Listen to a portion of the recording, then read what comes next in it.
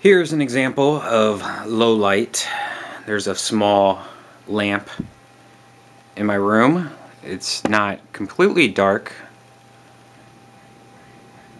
but it's definitely low light.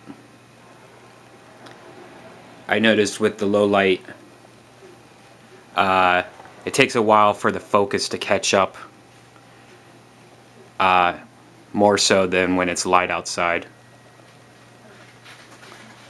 So a lot of times you'll focus on something and you'll notice that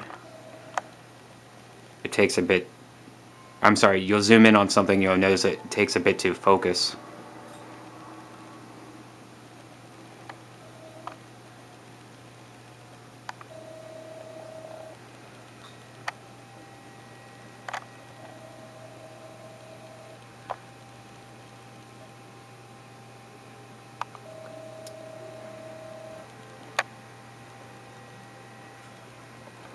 And this is in 1080i.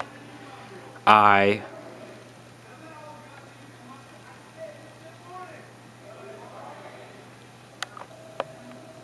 this is Brian with redband.com.